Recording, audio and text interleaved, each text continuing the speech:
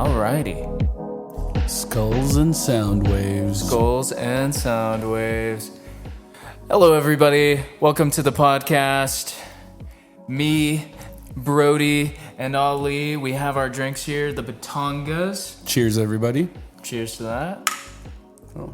Yeah. This is quite literally the best thing you've ever introduced me to. It's a phenomenal drink. Mm-hmm. I would say, other than us bonding over our torment with the mold at the Addison apartment complex, this has been the biggest blessing, is meeting somebody like yourself who has gone through the same thing. Yeah. Samesies. Dude, like, going through all of that, how did that make you feel as a individual? Going through the whole mold thing? Yeah. Oh, it was crazy. I'm taking the headphones off now. Yeah, It's distracting me. I got you. Yeah. I'm with you. So the whole mold thing. So I think I told you I lived at Addison Apartments at the Park for 3 years. And there was mold. Long story short. And I told them there was mold. And you know what they do? They just come and spray it. I don't even think that was anything meant to, help with the mold. I think it was just like spray paint or something like that. It's just placebo. Yeah. Pretending that they're fixing. Like, I don't like, I think it was you that told me this, but like when you call a mold company, you have to get permission from the complex first in order to, have them come out, because they're just like, we've got it done on our own. And they always deny it because they will never have an actual person inspect these apartments because they know what they got harboring inside over there. But dude, long story short, I met you. I saw you at the across, like at the tavern, and literally told you my story. I told you what I'm going through, and it was just like a God-given gift. You were like, "Hey man, I went through the exact same thing," and I told you I'm gonna file a lawsuit. I'm gonna tear them apart. I'm gonna get my money back. Right. And you told me, dude, just get out of there. Yeah. It is not worth your time. I don't know who needs to hear this, but if anybody, we can clip this and send this to every resident that lives there. If you live at Addison Apartments at the Park, get the fuck out of there.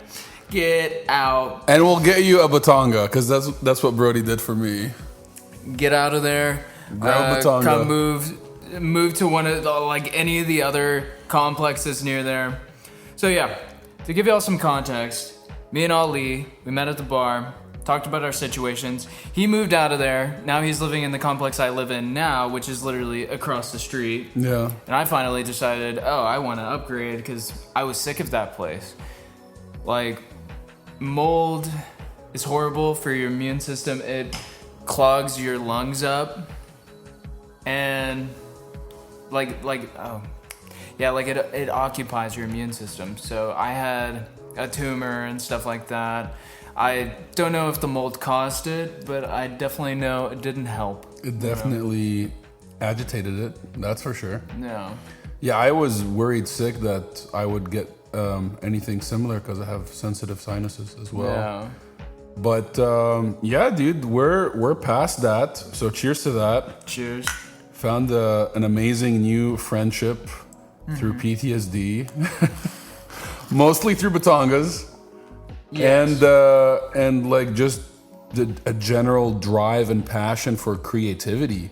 Yeah. Like, what makes you think is the reason we were like brought together? Like, have you ever reflected on as to like the question why?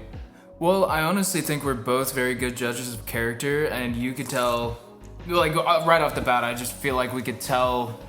Like, we saw each other. I saw you as a good person. I was like, this is a good fucking guy right here. And little did I know, like, we had so many things in common. You know, like your passion for music. I'm more on the technical side, you know, I went to audio engineering school. You want to do like music and stuff like that, which I kind of do too. So like for myself, but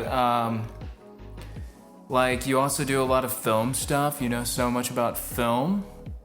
I do. Yeah, and I think I wouldn't say I'm good. I want to be good. I definitely hold myself. I think you are good. Like you've already worked on like a film or like multiple. A couple of films, very amateur films that I personally. I've never done that, so like I don't know what it's like going through like an hour or two of editing of film. You know, especially it's torment. I bet, and I can't even imagine because like you're editing everything. A movie has so many moving parts. You've got the music, you've got the dialogue, you got the acting, everything, dude. And everything is falling apart, and it's up to you in the editing room to make sure you stop the bleeding. That's right. That's the most stressful thing about making your own film, because you're not paying anybody. Everything is derived from your brain. Everybody that's on board just wants to see that project happen, and everybody's doing their best. But when it all comes together, you're lacking that symphonic feel to it, because the actors are on a different wavelength, the music is on a different wavelength, the storyboard is just, the pacing is not meshing, and then just the overall general professionalism of the execution is just not there, because we're all amateurs. We're all doing this for the first time. So you're excited throughout the entire process, writing, putting it together, bringing everybody together, and then you're sitting in front of that computer, editing it, and you just want to tear your hair out because it's not the movie you wanted, but you're doing your best to make it happen. Right. I just made 2 movies so far, so I'm finishing my second one. I'm hoping that, you know, the third one or the fourth one that I make is gonna be up to my standards. Right. So you've done two. I can't even imagine doing 2 movies because I've never done a movie. I've been on some podcasts. Yeah. I gotta face you, man. Yeah. I feel like you're good. What are we talking to? And now you're like mic level, so that's good. Yeah. I was like, sorry, my professionalism kind of. I was like looking at it. I was like, oh, should I tell him? Should I move it? No, yeah, just tell me, man. This is just a podcast numero uno. Yeah. We're not sure what we're doing. We're don't improvising. know what the fuck we're doing. We're just improvising. We're just drinking, you know. But anyways, I was gonna say you've worked on more than one film. That's crazy. I've worked on hundreds of songs, which honestly, yeah, they're a lot of effort. They take a lot of time, like especially in mixing and mastering and things along that line. But you know, recording, it's fun. One of my closest buddies, who was like a side character in my second movie, like a big side character. He was one of the detectives. Close to the end of filming of the movie, he kind of grabbed me and he told me, you need to focus all of that energy in making something of quality, not of quantity. And I told him, what do you mean? I'm making a grand movie. I'm making one movie. And he told me, you are stretching yourself too thin with this project. Make a short film. Make something, 2 to 20 minutes, something within that range, and put all of that effort that you're putting in a 2.5 hour movie to something that small. Condense that. Right.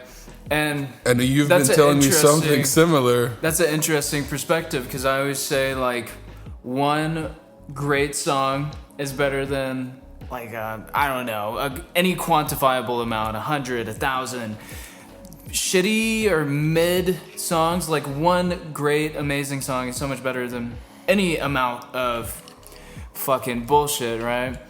And let me give a quick shout out. I've been working on a song lately. My friend Jordan, one of my best friends, and it's been a very ambitious song. God, I'm talking like Donald Trump. My bad. It's a very ambitious song. I'm like Kamala Harris when she tries to sound like Barack Obama. Anyway, sorry, I got sidetracked. Jordan, I love you. You are getting so good at music. And thank you for letting me work on all your songs, seeing you grow. That's the most fun part about it. Like, and that's what I've been enjoying with you is the music you've been making is authentic. It's inspired. It's not just like, oh, I fucked your bitch. I be doing drugs. I be trapping. No, you're fucking not. What are you doing? I'm an emotional man. I went through some difficult parts in my life this past year and a half, and I don't know any better way to express it than by singing them out. It's like therapy. It's very therapeutic. That's what I believe in. I wanted to be a therapist for the longest time. I hated school though. I'm not trying to go to school for like however many years, like 8 years. Fuck that. Mm-hmm. But like, I've learned that being an audio engineer and being able to work on these projects, work on these songs for people, seeing what it does to them after, like when they're really satisfied with everything I've done. It's like I pretty much am a therapist. Since you're in your therapist mood right now, what would you say to somebody who is working on a personal project that they're not necessarily the proudest of? Like myself. I am literally wrapping up editing this movie, and it's been a very, very long journey.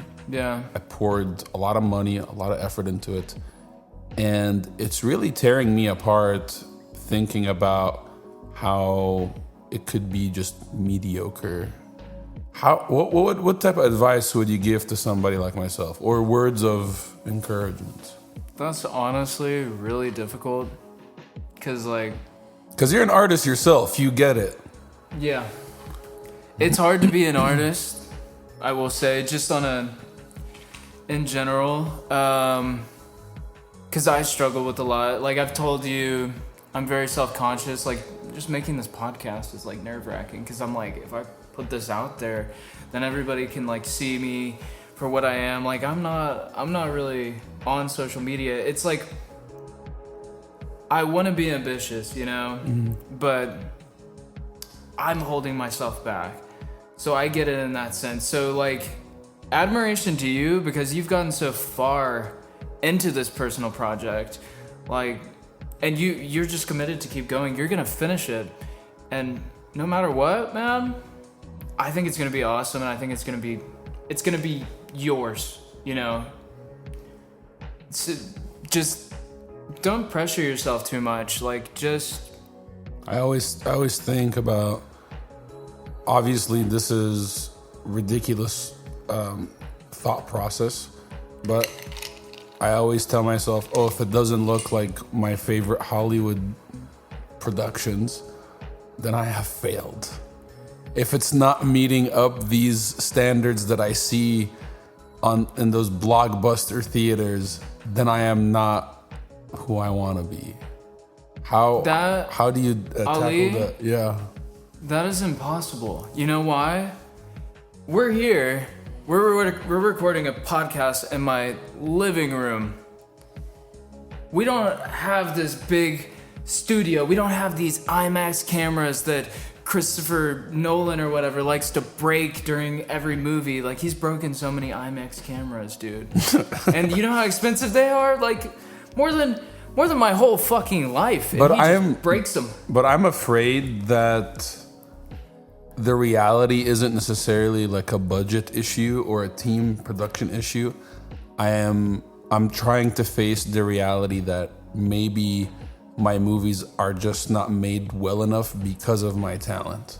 And I may want to harness that a little bit. And I'm being real with you. Like, I'm not trying to fish like any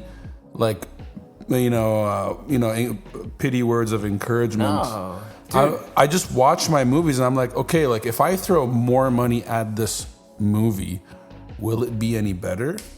And part of me thinks, like the core of it needs to be changed. Like as an artist, I feel like I need to completely shred myself and put myself back together and evolve into a better artist.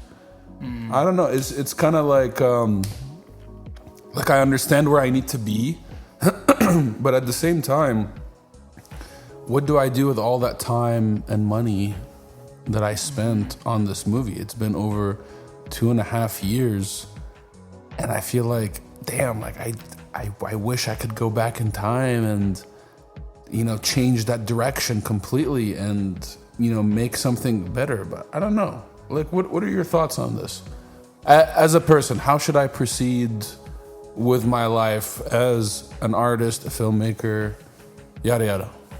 Well, stop putting so much damn pressure on yourself, because like I said, you don't have all the resources right now. Like, you are making do with what you have. Like, I'm making do. These are obviously two different mic stands. They're kind of weird. This should be a little lower, and it's like my ideal podcasting scenario would totally be different, but some words of encouragement. My buddy Damon, he's a person I started making music with. Like, he's the one who pushed me, got me into it. I was recording his songs all the time. And, I don't really talk to his sister Jason that much anymore, but I remember, like, she was telling me something that their dad had said. He basically said, like, don't ever not finish it. Like, even if it sucks, even if you hate it, just finish it. Yeah. And then you're done with it, and then you can do the next thing, the next awesome fucking thing, and you just learn from it. You're taking steps, you're doing things, like, and that's what it's all about. Like, me and you, we're making a podcast right now. We've made music together, and like, it's been really cool. Like, you just gotta keep going forward. Like, don't put so much pressure on yourself. Be kind to yourself. It's gonna come to you. You're gonna find that. So I think this is literally the best thing you could have ever told me, dude. Yeah. I will finish it. I will do that. Thank you. And that, I'm a little tipsy, so like. No, you're absolutely right. Like, I think that's all. Being stagnant will get me nowhere. And I know that from experience, because I've been a lazy fuck a lot. And like, meeting you, it was like, you really inspired me to like do more. How did I do that? Because I really don't see my effect on others, and I always get very warm reciprocation from my encounters. Obviously, I hung on to you a little longer, and I want to develop a deeper connection and a friendship with you. So what makes my impact on you like so unique and motivating? Now I'm fishing for some like words of compliment. Dude, you're not like most people. I don't think either of us like really are. You know what I'm saying? And I don't know, I think we just get it. We just get it. What would you say was like the moment in conversation that you and I were having that it just clicked in your head and you were like, okay, this dude and I are gonna make some dope stuff together? And you were like, okay, it's time for me to get up from my ass because this guy is gonna hold me accountable to be dope. Dude, what was that moment for you? What was that key point? I don't even know how to quantify a moment, but like every time we've hung out together, it's felt that way. It's like, this dude's cool. He's not burning my energy. He's inspiring me. He's not kind of elevating. Yeah, you're like elevating me. You're not just weighing me.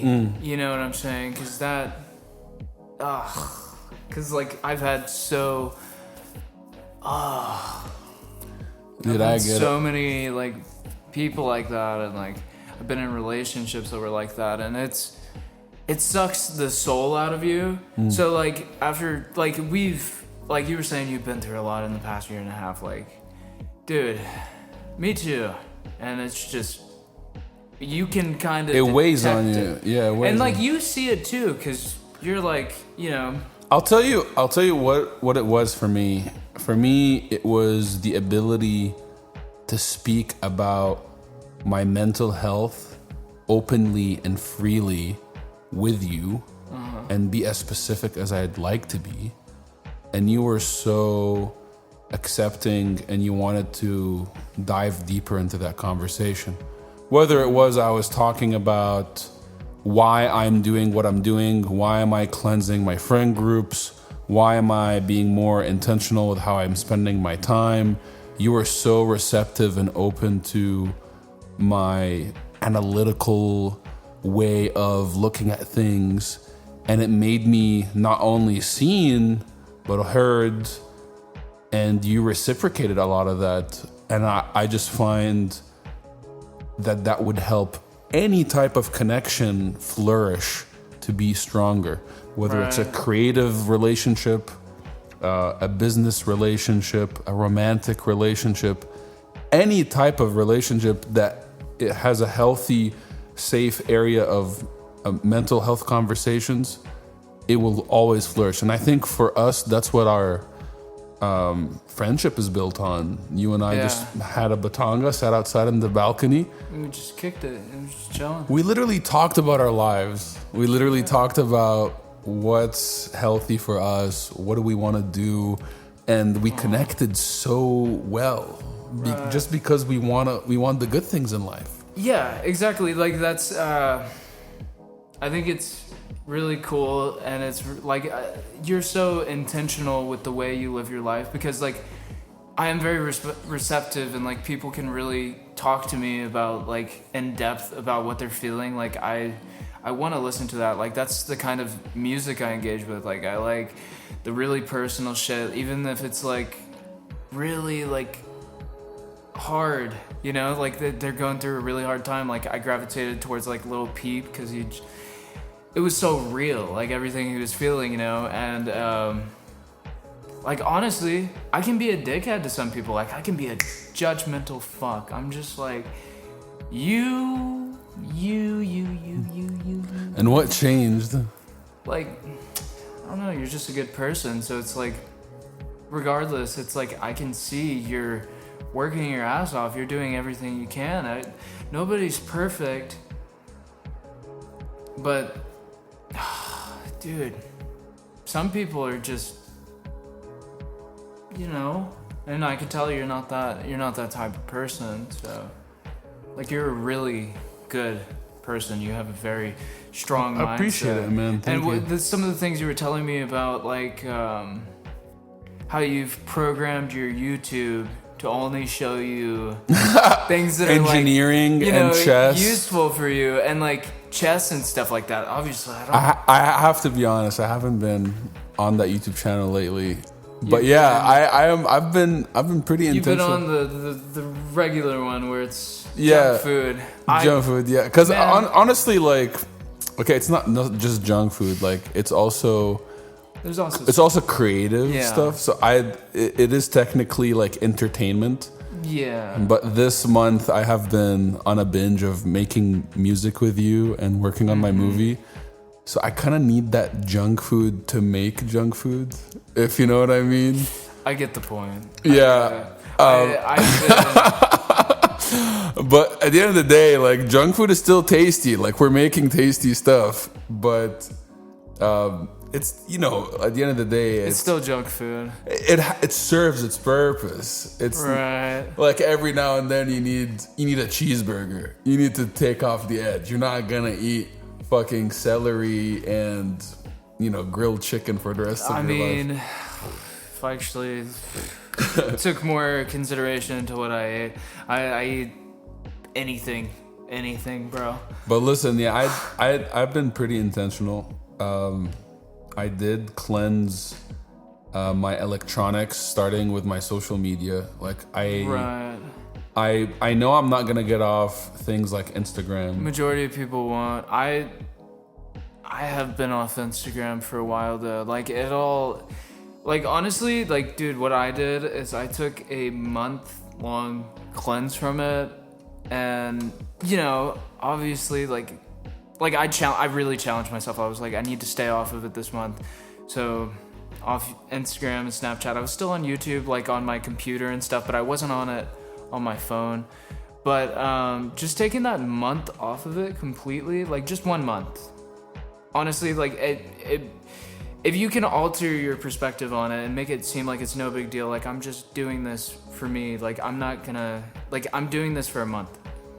And then once you get out of it, you're gonna get back on social media, but it's gonna change your perspective on it, and it's not gonna be as appealing to you. Like you'll have like a binge for like a day or two, or maybe even a week, and then you're like, I'm fucking over this and I'm gonna delete it again. But then you're gonna download it back, but all that time you've deleted it, that is like so much time that you've saved, in contrast to like how much time you would have wasted if you hadn't said, okay, like I need to cut it out for a while because this is not good for me. This is not good for my priorities. It's not good for my goals. It's not good for my life, you know?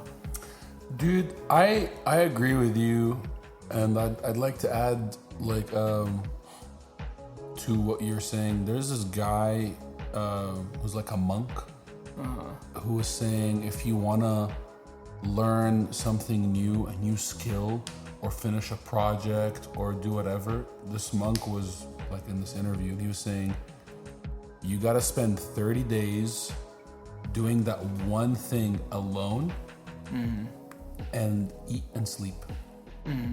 Just get enough food for the day, get enough sleep for the day, and do that one thing for the whole day. So imagine applying that concept to different things in life, as in abstaining from social media, abstaining from junk food, abstaining from certain tendencies, or gravitating towards healthier tendencies like working out daily, reading about things that will improve yourself in your industry or in your realm of interests. As long as you take that time on a daily basis for consecutive 30 days, people don't realize how hard it is to be disciplined for just a week, not to mention 4 weeks. So for you to have done that for 30 days on Instagram, it definitely had a irrevocable, I don't know if that's even a word, but irreversible change in you. Yeah, even though like I still cave every now and then, really it's just YouTube at this point. Like Instagram and Snapchat, I've really just been off for a while, and it's been great, dude. And speaking of that, Atomic Habits, you read that, right? That book is amazing. That book is amazing. Changed my life. It changes everything. Dude, you don't want to know what I did, though? Because, like, I've had to incorporate, like, a daily routine, right? And nowadays, with technology, that can be made so much easier. I've told you about the app I've been using for the past couple of years, Todoist. It's great. Without the L. Without the L. Because there's no L's with no that. No L's in the... So... you can create your own folders, right? Like separate folders. So I have all of my regular tasks in my inbox. I have so much more though. Like I have my subscription, so I know when I'm gonna get charged. And I have birthdays in there, so I don't ever forget, you know, a family member or friend's birthday. You know, just things like that. And you can have recurring tasks that come every year or whatever. But if you get ChatGPT, you can tell it, like, I want this kind of schedule. I want to incorporate being creative. Both ChatGPT. I want to work out. They're not synchronized. I did this. I created another folder, a daily routine folder. So I've got a separate folder. Like, there's my tasks, and then there's the daily routine. So every day I've been trying my best to just go through this routine, like wake up earlier. First thing in the morning, I go on a run. I told ChatGPT that I can't eat for an hour after I wake up and take my medication because you're not supposed to eat. Mm-hmm. So it goes around that, and it's like, okay, let me make you the schedule, and then I'm like, I don't quite want that. Like, can you change this? Wait, and then it changes hold it on. all for you. ChatGPT makes you schedules? It can. It can do almost anything. Like, I thought it just answered questions and like wrote you stuff. No, it can do so much shit, and it created it, like you can generate images with it. I mean, I know that part. I didn't know it could. And that's incredible. But I can go through my chat log. That's pretty crazy. Creating a routine. Oh, so even after it created my routine, I was asking it like good. Okay, but the routine is like apps. in text form. It doesn't like go into your schedule on your phone and like. I went through everything it told me. It told me time frames for everything. I was very specific as into how I wanted my day to go and my routine, like the one I had in my head. But I saved so much time from having to like literally make myself a routine because I've used Freeform and I've like just put like I had a little life board on there or whatever. I had a routine like do this. I made that myself, but I just know I use Todoist the most, and you can just cross off those things from your routine. So it's been good for me because I actually have been exercising a little bit more. I've been going on runs. It may not be like every day. Yeah. But I'm running again like I used to run in high school. I got first place in the 2 mile my freshman year. And, you know, the runner's high is just a great thing. Yeah, I agree. I just used to love to torture myself, and I want to start torturing myself with running again. But I don't think it's torture. I think it's like I saw this video about how life is a paradox. Mm-hmm. So like when you go to the gym, you feel weak. And you kind of feel like you aren't worth much physically, but what you're actually going through is that you're getting stronger. You literally are. So like the torment you're talking about is literally, you know, heaven that's delayed. Mm-hmm. You're going to be in bliss later after that run. Right. So you kind of made that connection. It kind of makes everything better. I do have to give my 2 cents on routine, as much as I am so gravitated towards it. And I have used Google Planner. Yeah, I've used that my entire life. It's been amazing to remember all sorts of things. But I would always set up a routine that's weekly or monthly, however it may be. And after a month or 2, I change it. Right. I've always been kind of upset with myself that I never really stuck with a routine for longer than 2 months. I never have either. And then I realized that the point of setting up a routine is for you to be as efficient and as disciplined to stick to that routine for that window of your life, because nobody knows what's going to happen in their lives that's going to change it. Right. So that's something that I have kind of grown. But also on the other hand, like following a routine, doing the same thing every day it kind of sounds boring. Just doing the same thing, wake up, run. But it's so good for you. What if your routine is to every other day, or like every Monday, Wednesday, Friday, you're working on your music? And your music is constantly evolving. I've been doing that actually. It's been part of my routine. But it's not just like running. Like running, yeah, I'm gonna run the same way every time I run. Or if I diet, I'm gonna diet the same way the way I diet. So that can get boring. Yeah. But what if you're doing stuff routinely that's progressing? Right. Like I'm reading books, or I'm developing whatever. That's what ChatGPT is great for, because like, I mean, it may not always be like suited to your personal needs, but like, you know, it does a lot of research. Like it's artificial intelligence, but like it told me like it wanted to, like, there was a daunting task and it wanted to follow it up with free time.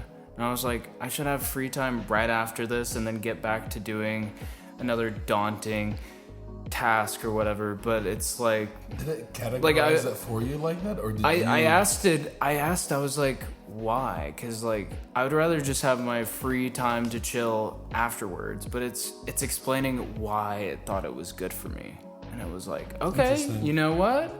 I agree with that, and you know what? I'm just gonna keep it that way. Like, and it kind of works. It's like, you know, I do these things, and then I get to relax for a little bit, and then I get to do other things. Wait till AI starts analyzing your personality and your history, and then it starts. And it's coming fucking soon, because I mean, I'm excited for it, even though it's scary. But Apple Intelligence, have you heard about it? Yeah, I've seen it. Like, Apple Intelligence, it's supposed to like know you. You know, you do so much on your device and you already feel like it knows you, you know?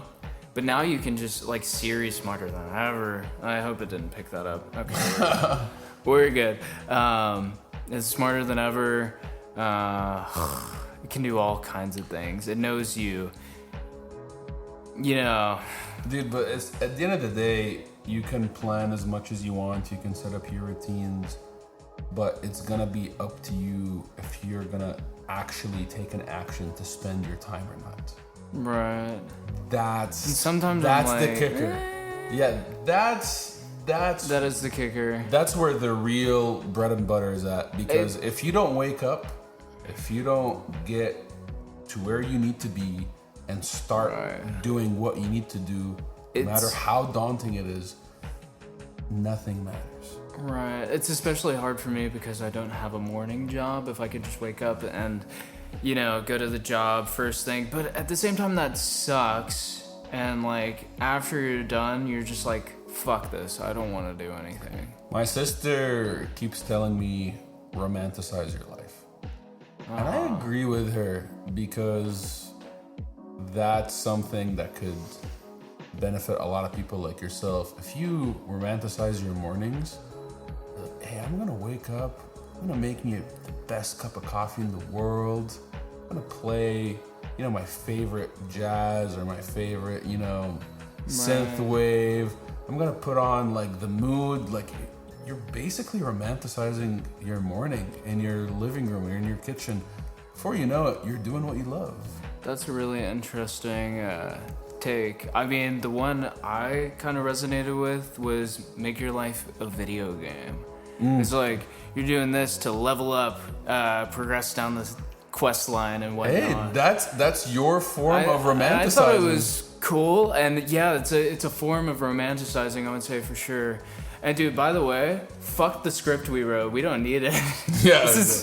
I don't know what else is on the script. I was nervous at first doing this. Yeah. Like, when we started, I was like, get a good hook, get a good intro. Fuck the intro, fuck the hook, right? Hey, we can just spitball. I bet most podcasts' first episodes is not a big hit. You know, right? It's always a bit rocky, especially for. Who knows? I mean, we don't have no camera crew running this. I'm like checking this to make sure the camera doesn't die, making sure the audio is still going. You barely have any podcast experience. I actually have a good amount. I have done 2 video game podcasts with my best friend, and you know those are pretty much like straightforward. We did have like a list of like, things to talk about. But this is like a legitimate free-form podcast. We're not necessarily here talking about any particular subject. We're just 2 people in a podcast. Exactly. And it's very different from all of the other podcasts. It's difficult because it's not straightforward. Like, you got your tech podcast. Their script is written for them. They're like, hey, this is what's released today. We got to talk about it. Yeah. And you got like the foodie people, like, you know, they come on their show. They talk about, you know, the latest recipes or whatever. We have none of that. We're coming up. We don't fucking. It's our lives. Our Yeah. lives are our scripts. Because pretty much.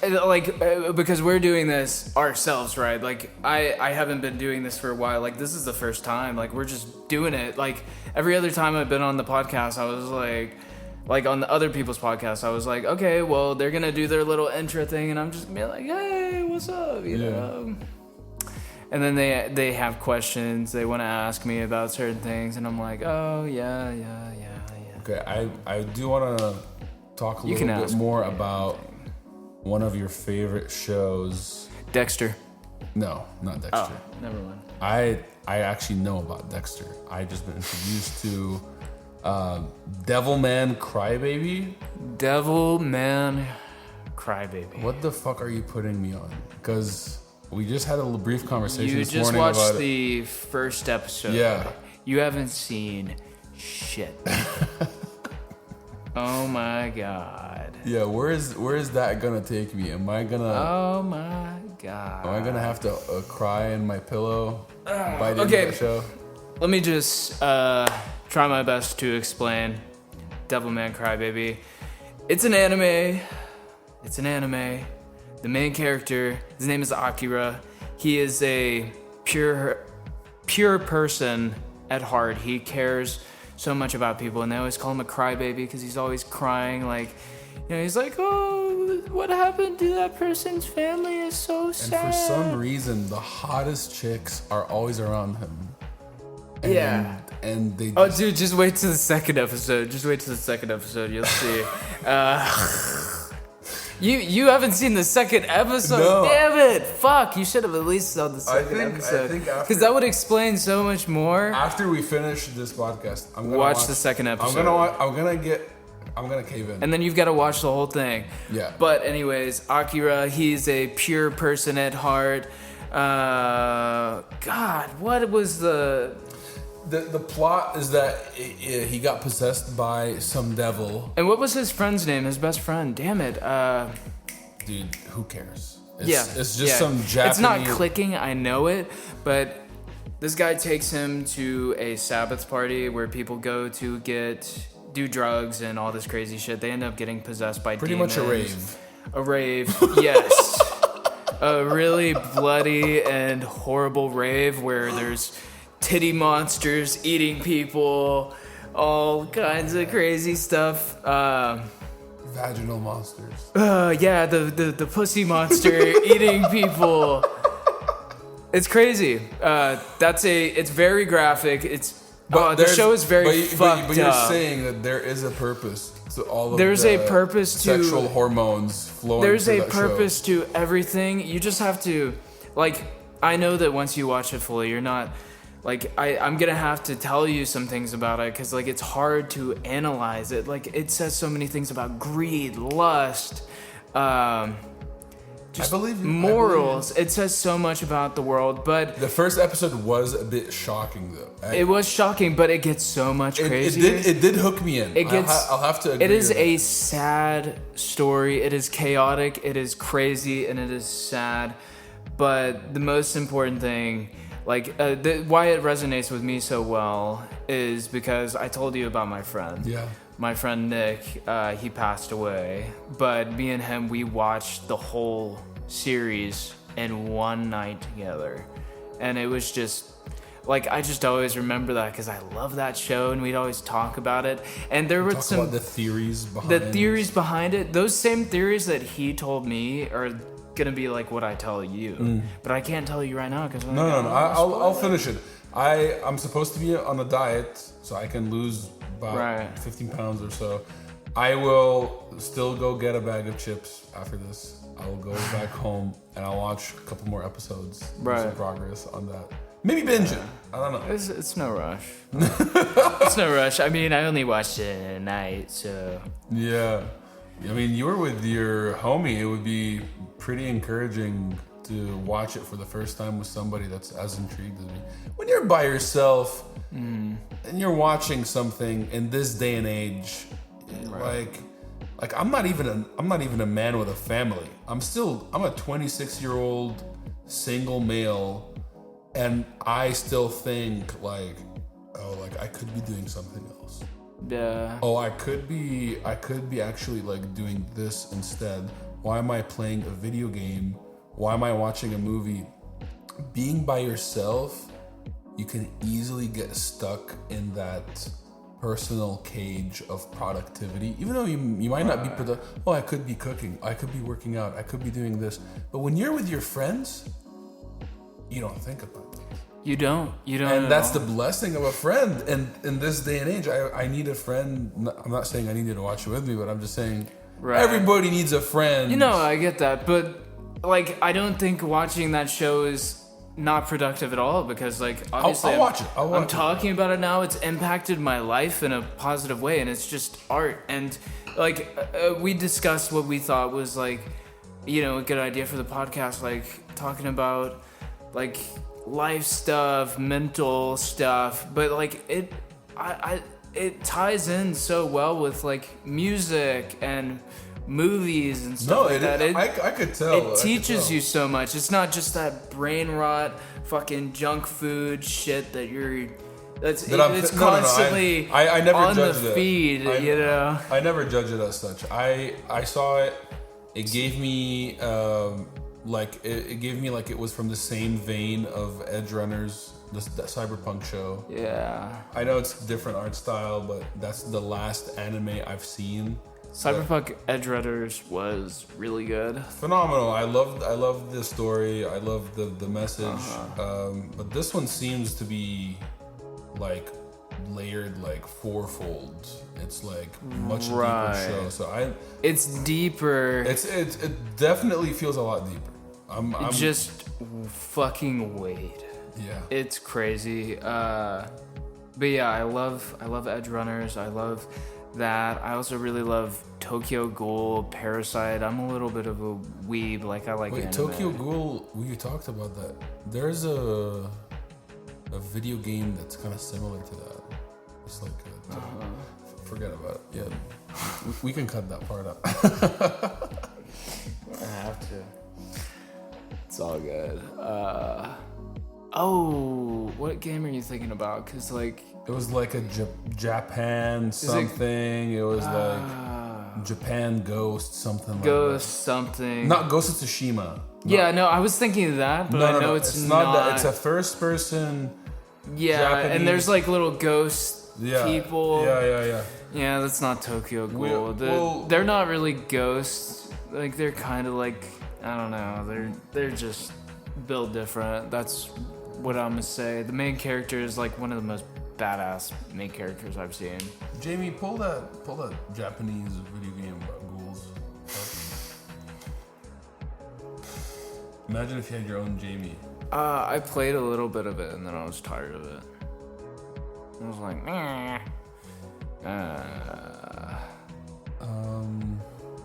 Now, have you seen a review of Devilman? I've seen so many reviews of Devilman Crybaby. Also, the game is called Ghostwire. Oh yeah, Ghostwire. Ghostwire. Yeah. I'll tell you this: don't watch a Devilman Crybaby review until after you're done with it, because it's gonna spoil it. But it'll tell you some theories about it. What are your thoughts on like reviews in general? Because we briefly talked about that, and I'm pretty opinionated on how I feel about reviews. Personally, I enjoy Anthony Fantano's content. I was telling you about him. He's the musical reviewer. Needle Drop. Yeah. I appreciate him for putting me on to Brat. He gave that a 10, and I saw that he put that as a 10, and I was like, I have to listen immediately. And I love that album. I feel like pop music's just been great, like that and Chapel Roan. I also like 2022. This artist 070 Shake. She was on Ghost Town by Kanye with Kid Cudi. She was also on that Escapism song that blew up. But her music is incredible. I think she had Album of the Year 2022. It's experimental. I'm starting to like really like that experimental slash like pop. Like Charlie XCX is kind of like pop, but it's like Y2K. It's also kind of like, it's kind of like it's got like dubstep sort of. Have you noticed that a lot of like club music and yeah. I've noticed a lot of our trends are reverting back to like the early 2000s. Yeah, fashion, dude. music, movies. Like we're kind of gravitating towards that, especially if you go to any type of concert these days or a rave. It's like that's the music that they're playing. It's because they're like, what I think is so cool is like, I feel like a lot of like we're kind of starting to move away from like the stupid, inauthentic, like kind of mumble rap shit. I'm so glad we're moving away from that. These new artists are worst era ever. These new artists are genre blending. Like they're creating their own genres, like inspirations from like all kinds of places. It's like a tree branch that's just constantly like like dividing itself to different segments. Right, like because there's like funk. Well, that's been around a while because like that's like 3-6 core. So like Juicy J, 3-6 Mafia. That's why they call it 3-6 core. Suicide Boys. They're funk, but they're from Louisiana. Funk is really just like a Memphis thing. Like it's very Memphis. Like Xavier Wolf, he's like very much Memphis. He's got the Memphis accent, it's got the Memphis kind of sound. One of my friends is obsessed with Xavier Wolf. I love Xavier Wolf. And I was talking about Lil Peep earlier, but like I feel like he had inspiration from like Nirvana. Like who wouldn't? Like that Nirvana is absolutely incredible. We're becoming genre-less. It's like kind of becoming decentralized almost. It's like you got so many things blending together. Everybody's becoming their unique like voice, their unique subgenre. You can't really like pinpoint it anymore. Yeah.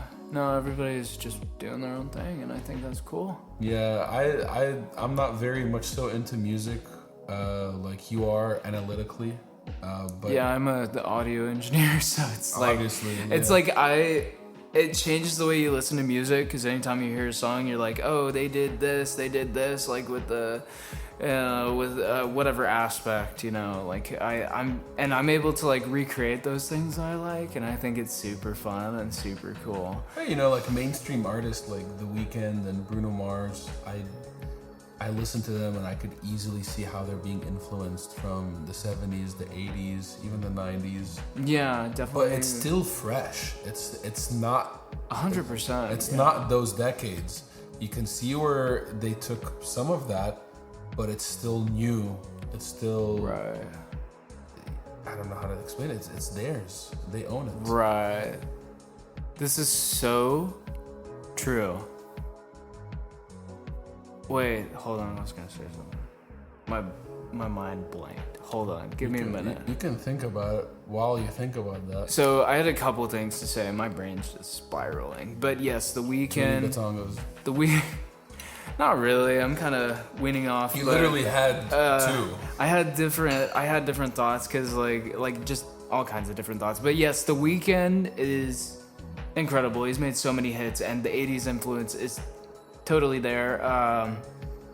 I like his older stuff, but I think After Hours was just really special project. Like I didn't get into Dawn FM as much. Like I listened to it all the way through, but something about After Hours, it just like hit like blinding lights, But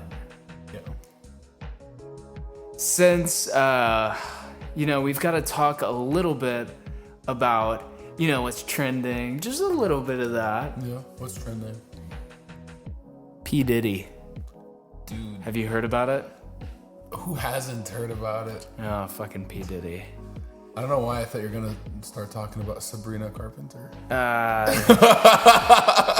completely different direction. Humans naturally attract more to the negative. So, like, if we're trying to think about this analytically, man, this is gonna do better for our ratings. Talking a little Nobody bit negatively. cares about how pretty Sabrina Carpenter is and what two dudes think about that.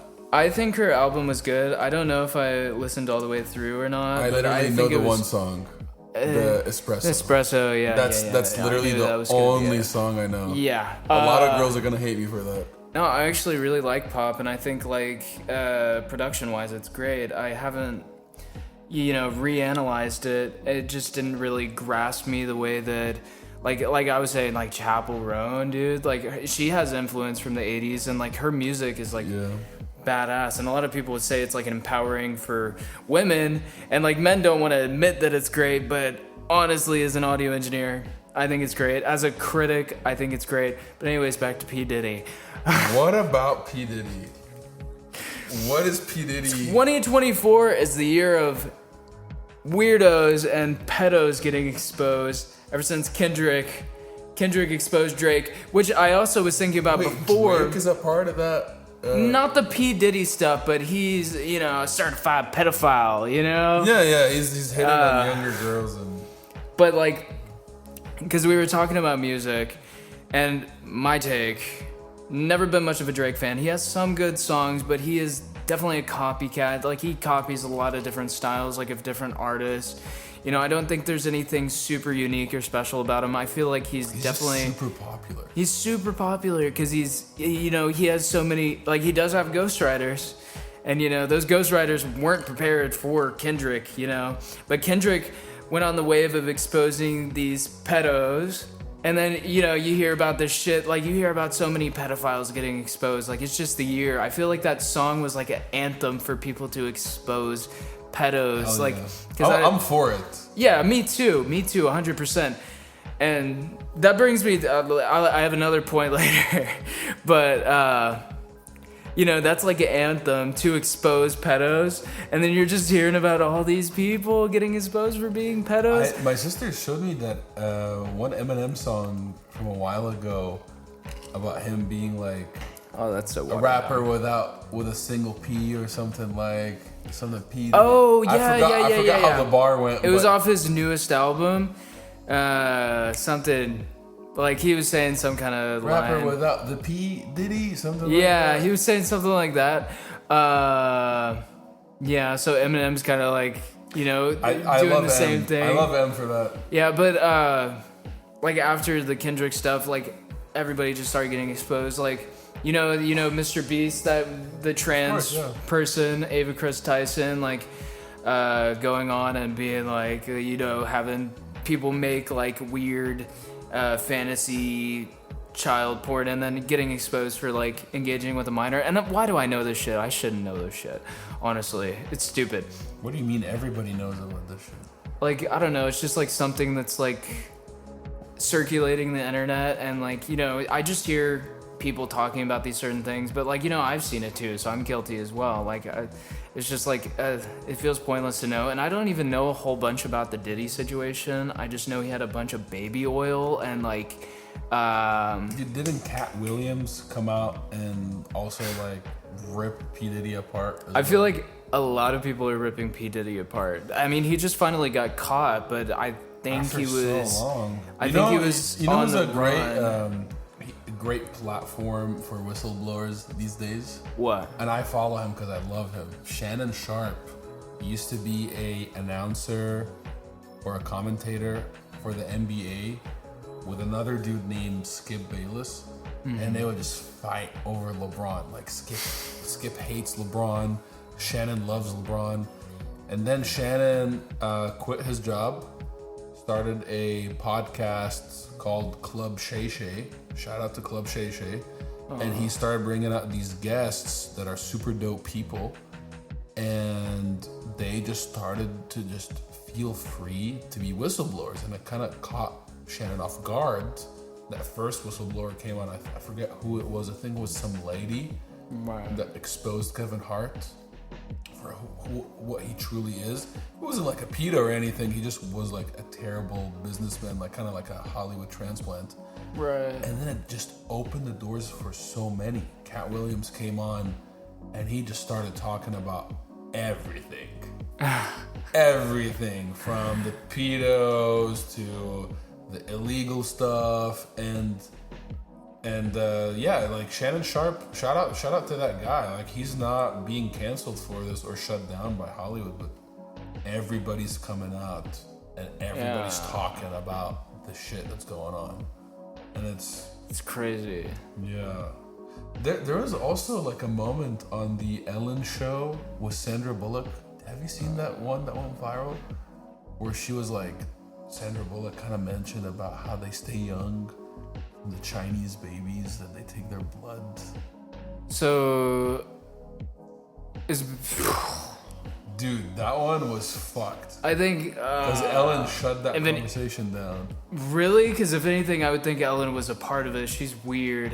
She is, and she was like, yeah, we're not supposed to talk about that or something like that. And she shut her down because she doesn't Evil fuck. Yeah, because Sandra was like telling her, oh, like, you know how we stay young, like, from... Yeah, like, things slip out, dude. It's so messed up.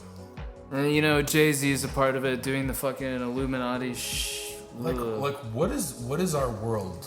With the island, the Epstein Island, taking blood from babies. Oh my god. like child trafficking, like what are these people into? You have all the money in the world, you're rich, you're famous. Well, they've got to what's wrong with you guys?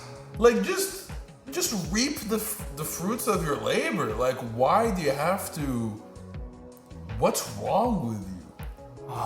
Why? Like, I would die to be that rich and famous, to just to just be like, to do dope movies or dope music and be loved for inspiring many, and then you just go and you do all of that. Like what?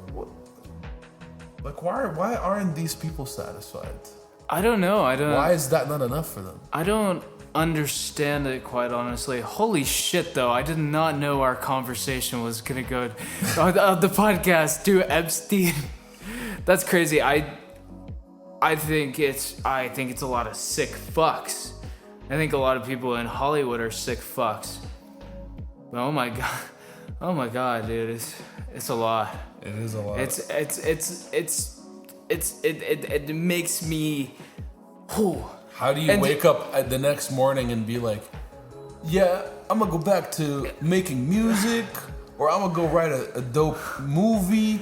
Like, how are you in the right mind? Right. Because we've had this conversation many times before about morals. Like, we wanted to kind of extend upon that concept, but like, I'm a very morally driven person. I want to do the right thing, all that. Like, I don't want to be a bad person. I want to be the best I can for everybody around me, the best for myself. I know you feel the same. And like, we can't do that evil shit. Like, no fucking way. It's not that we can or we can't. Like, everybody's capable. I am capable of killing a motherfucker. I am definitely capable of it. If you hurt somebody I care about, I am most definitely capable of killing you. In self-defense, I wouldn't say we are, because you have never even tested that. I've never tested it, so you don't know. But you might think that you are, and you might feel like, yeah, I'm ballsy, like I could kill a person, until the moment comes up in front of you and you're actually right. No, I'd probably be pissing my pants. But if I was pushed to a point to where like, look, let me just reel this back. I feel like it's a couple of notches. Yeah. All I'm trying to say is that we wake up, we wear our issues, our successes, we wear everything that makes us perfect and imperfect every day on our sleeve, and that's what drives us to express ourselves in the way we do, whether it's creatively, whether it's personally, whether it's at work. That's what average people like you and me do, or just regular people, because we want to prove ourselves. We want to get there, right? Imagine somebody that's competing with the big leagues, Yeah, you might have proven yourself once, but hey, like, this person got an Oscar over you or this person got a Grammy over you. You might want to put out a sick album or a sick movie or a performance or whatever it may be. How could you, in the right mind, go down such a sick path? How does that help you mentally get where you need to be artistically or business-wise? That's what drives me crazy. Right. This would, I don't know what this would do to a person. It would just make you feel sick. Like, how would you feel? I don't know how I would get on with my life. I don't care if I had millions or billions of dollars. I would never do that shit. But it's sick. And then when you think about the products that they put out and that you've digested it from your own lenses as like Brody or as Ali, because like I got inspired by the song, it made me feel a certain way. And then you think about, wait, that person is a rapist. That person is a pedo. That person is into sick stuff. They wrote and they made that stuff while being that sick person. And I have been consuming these products that make me feel good, but where are they really coming from? What headspace are they truly evolving from? And that's what makes you think, like, do you really want to consume their stuff after that? Right. Do you really want to be a part of their nonsense? Like, it's coming from a sick place, dude.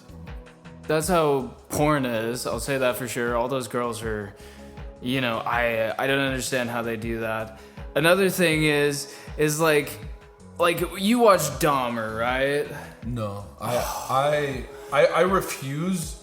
And that's fair. I refuse to indulge in any admiration of any serial killer. Like, okay. I'll watch an actual like documentary on him, but that show, like, you can't. It is fucked up. It is horrible because it makes everybody uncomfortable just showing the scenes, but they don't show. Obviously they're not going to show it for what it really was. Like, he was cutting people's bodies open, eating them, and doing like he was a necrophiliac. He was doing all that stuff. Imagine doing that. Like, imagine seeing through that person's fucked up eyelids. Like, that is insane. But segue into that point. I know you don't like to watch anything admiration of serial killers, but no, it's not just that. Like, I'll watch a movie like Seven, for example. Seven is it's a movie with Brad Pitt, Morgan Freeman, Kevin Spacey's in it as a serial killer. Right. Dope movie. Loved the fictional side of it, right? I'll have to watch it. They wrote a movie, they wanted to sell a message. I enjoyed the performances, whatever. But if you're gonna spend money to recreate scenes that are, like, events that happened that are just messed up, I am not gonna vote for that, because you're remaking, you're putting a lot of money and effort in remaking a lot of people's torments come to life. That was a lot of the controversy around the Dahmer show. Have you seen Once Upon a Time in Hollywood? Yes, and I loved it. He gave a happy ending to a really horrible thing. That's what's so special about Quentin. Exactly. Everybody, that's your favorite director too, right? It's one of my favorites. That's my absolute favorite. But anyways, my favorite show, Dexter. I'm just gonna say something. I agree with him. I agree with Dexter. Like, if there was a Dexter walking around, I don't care. You're killing serial killers, you're killing pedos. I mean, obviously, like, there's no way you could get away with the shit he did. Like, in that show, he's literally the most prolific serial killer of all time in that universe. It's fictional, but it is based off of a true story. Like, there's this guy, he was going out killing, and it's an idea murderers that we all and pedos. fantasize about. I was like, whenever any man, I don't know about women, but whenever any man, I believe, has discovered the idea of pedophiles or serial killers, it's like, it has crossed every man's brain of like, what if I go there and I kill those people? No, because like, and that's what Dexter is. Like, Dexter is leading the charge of cleansing the world of sick people. He's the anti-Batman, pretty much. And dude, like, we don't even have kids yet, but I just know that when I have kids, if anybody did anything to my family. Yeah, I'm going for them. It's done. Yes. It's done. No, I'd see blood in my eyes if anybody hurt my kids. You see fucking red. No, I wouldn't. Dude. I would go to jail for my kids, for sure. Yeah, I feel like most people don't think that way. They would do anything for their kids. Yeah, I would die for my kids, 100%. Yeah. I can't see it any other way. Yeah, absolutely. But yeah, man, reviews. Wait, we were on that topic like 20 minutes ago. Yeah, you went into P. Diddy. I did go into P. Diddy, and it somehow went from Epstein Island, we Dahmer, Dexter, serial killers, all this shit. Never really got your. But what was worse? What is worse than Jeffrey Dahmer, the Epstein Islands, the fucking serial killers? Is Anthony Fantano, because he gives opinions on music. You know, some people are so pissed at them. They're like, "Oh, he's a fucking prick. He's such a critic." I understand. He's just giving his 2 cents. He's giving his opinion, and like honestly, like for certain audience members, like me, it can be useful. I'm just like, I'll tell you this, like he's hated on some of the albums I really love, and you know, it's his opinion, and it's like, you know, it kind of has changed my opinion on some albums I really did like. That he was like kind of breaking them down, but he told me about, like he didn't tell me directly. He made YouTube videos, but Brody, listen, these videos are made just for you. But it put me on to some new albums. Anytime he gives a 10, I know I have to listen to it. Yeah. Now.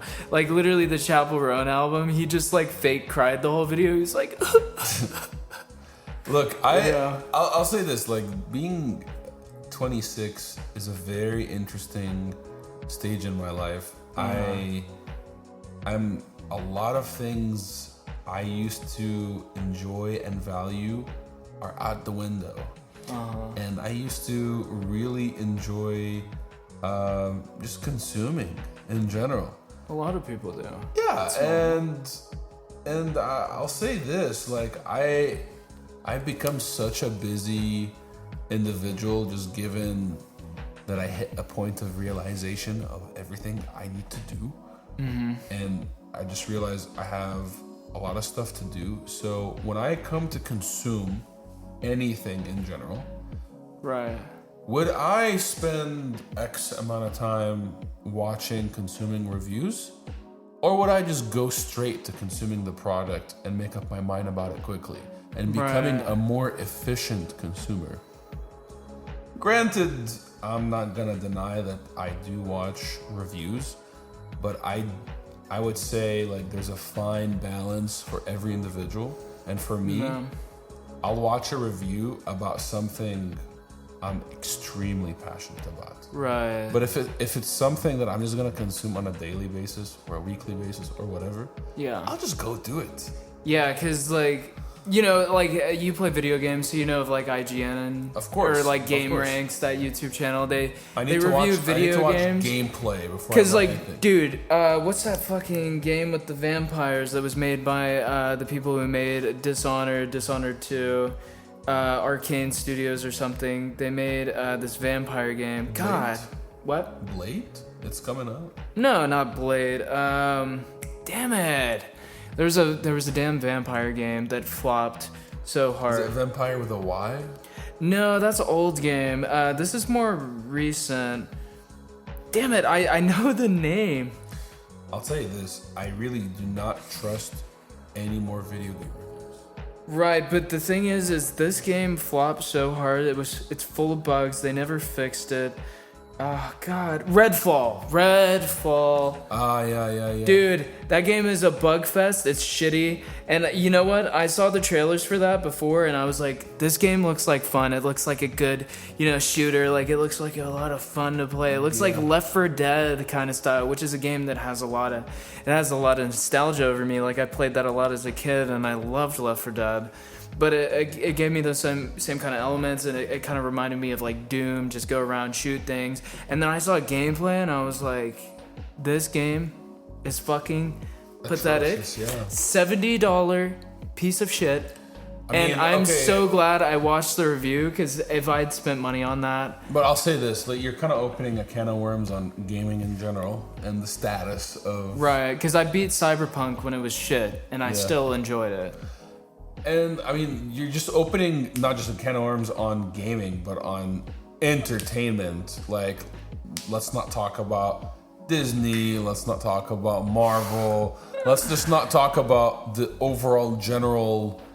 lack of enthusiasm to make anything anymore. People are not inspired these days. There's a lack of inspiration in art. Well, it's such a weird age, and like, I don't know, like, I don't know where I stand completely politically, and we don't have to get too into that, but like woke culture, it kind of, like the really woke culture, like making movies. I believe we're exiting out of that funk. Yeah, we are. Thankfully, but it's like, you know, you got to make all these characters like have their own sexuality, make it really like this and this. We just want good stories. We just want fucking good stories. We're exiting out of that funk. I feel that we are. Like, I'll give it 2 more years. Dude, I believe in inclusion. They're just doing it too hard. GTA 6 is gonna be the nexus point. When GTA 6 comes out, people are gonna realize. All the fucking creators on the planet are gonna realize why GTA is the real moneymaker on this planet, because it's fucking real. The gameplay is nothing special. The plot is just an 80s action movie. You're buying the game because it feels real. You don't really care about how in depth the story is, or like. Or the game mechanics are not revolutionary. You're driving, you're shooting, you're taking cover.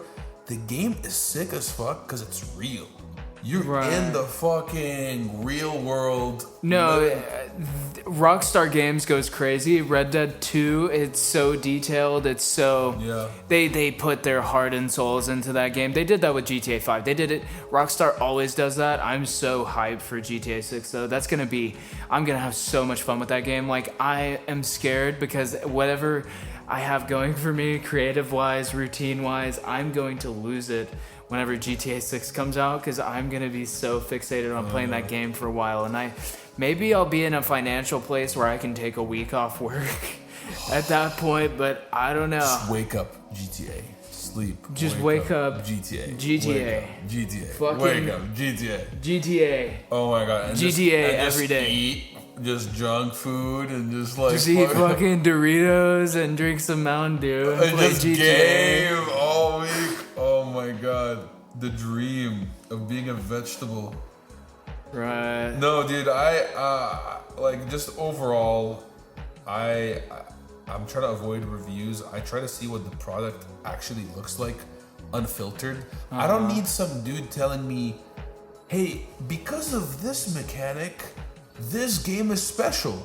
And then I see another reviewer talk about the exact same thing and be like, hey, because of this mechanic, this game sucks. They're like saying completely opposite things. Just show me the goddamn mechanic, and I'll make up my mind. No, because I let you play a little bit of Hunt Showdown. That game is hardcore. Yeah. Like, it's PvP, PvE. You're going against the environment. It is hardcore. A lot of people will play that for 2 minutes and be like, nah. But there's a lot of strategy involved. There's a lot of risk involved.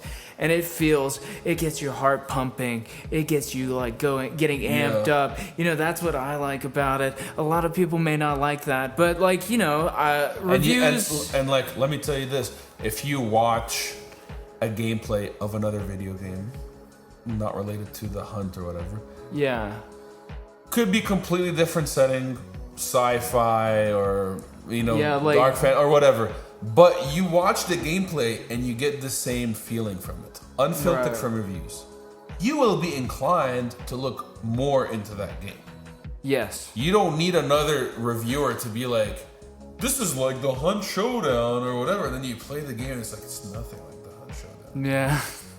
or it's kind of like it, but it really isn't. Well, it's an extraction-based shooter game. So like they've tried to incorporate that in other games like Call of Duty. They had this mode DMZ or whatever. They got rid of it because it was okay, but you know, like you know how everybody's trying to capitalize off the battle royale genre. Yeah. It's like that same. That's also fading away. Yeah, it kind of is. Honestly, GTA 6 battle royale. That might be good. That would be fun. That would be fun. Anything GTA 6, if I'm playing GTA 6, I'm having fun. I know it's going to be crazy. I am extremely hyped. I know you and I are going to be online together. We're going to be online together quite a bit. I'm going to start a Discord server meant for GTA 6. What is your character going to look like in GTA 6? Oh, dude. I don't know why. Like the online? Because the story mode's going to be... the two main characters. We obviously know there's gonna be Jason, Lucia. It's a Bonnie and Clyde story, but in the online, man, I'll tell you, I always like to play as female characters. What? Female characters, GTA Online. Why are you one of those weirdos? Please explain yourself. And explain on behalf of all the other men that actively choose to play as women. I never understood that, and I'm not a sexist, I promise. I love women. I think they're badass. Like if I play a Lara Croft video game, that's a great video game. Lara Croft is like cool. Yeah, you know? Like why would I be just some woman? If Tomb Raider was a guy, I don't know. I think it would take a lot of the coolness out of the story, and that's another thing about Disney. Like they have a lead female character, which everybody seems to think is controversial, but they make it hard as fuck. Or like in Alien Isolation, they make it hard as fuck. They make it fit, and like Alien, it has a female protagonist. You know, it's not that hard. If I'm making a nobody in an online video game, I'd rather that nobody be relatable to me, because I am that nobody, and I can relate to me as a nobody. Why would I make some woman that I don't even know be my avatar? Like, I can't relate to her at all. Why are you playing as a woman? Explain yourself. Do you like looking at her butt as you're playing? Is that why? That's the only reasonable explanation. Yalla. What I'm gonna say, it's been a thing I've been doing for a while. Years. We're gonna get canceled. That's done. So you just love looking at her. You make a very attractive woman. It's not that deep, bro. I just like to make the character a girl sometimes. Like in Cyberpunk, it's like, I don't know, like she's got a cool voice. You know, it's cool seeing a girl be a badass. It's a first-person game. It just turns you on hearing her voice. No, it doesn't turn me on. You're playing first-person Cyberpunk. It's just like because like as a female, and you love hearing your first-person voice be a female voice. There's a lot of psychology you can put into it, and I explained it like, yes, I'm a man, but also like, in a way, I am a feminist. Like women empowerment, like that's cool. Like I love hearing music. Like don't take this out of context. I'm not thinking that deeply about it. It's whatever. I mean, but we are talking deeply. We are talking deeply, but it's not that deep in a sense. You know what I'm saying? Because like, I like to hear women like in rock bands, like rock music, women vocals in rock songs. And you think that translates? Sounds so fucking cool. It sounds so badass. I agree. But like half of my favorite musicians are women. I don't know. There's a psychology around it. I don't know exactly how to explain it. Well, I don't know it either. That's why I'm asking you. I'm not that much of a perv, okay? I promise. I'm not that much of a pervert. I think I can get a little bit of video for like the outro. Okay. But this is what happens when you don't have a paid cameraman. See, we don't have our light anymore, but it's okay. Alright, Brody, you are a fantastic human being. You are a feminist out of all your qualities. Let's highlight that for the outro. And yeah, man, I love your motivation. I love your values. You're not a man that loves to waste his time. You stay at home, you stay true to your craft, and this first podcast was very very enjoyable. Like I've never had any podcast feel as enjoyable and natural. Like Agreed. I think the more we do this, the more we're gonna even have more fun, casual, interesting conversations. Yeah, dude. We didn't even have to go. I mean, we unintentionally didn't even have to look at the things we had ideas about, but we still ended up talking about them. Yeah. Like we can just do that. So that's like improv. Cool. Yeah. Like this honestly, it was a cool conversation. I hope. If we decide to put it out there, for people to listen to, I hope they kind of engage with it and they enjoy it, even though And I highly recommend to all of our listeners, please have a batanga. It will change your life. So we're gonna put a video at the beginning. Yeah. Of how we make that. You can have it through the podcasts. At the end of the podcast, before the podcast, just keep drinking batangas. You can call it Brotanga. You can drink our Brotangas. I think I love that drink more than anybody in the world, and my name is Brody, so it's called a Batanga. May as well call it a Brotanga. But drinks are small.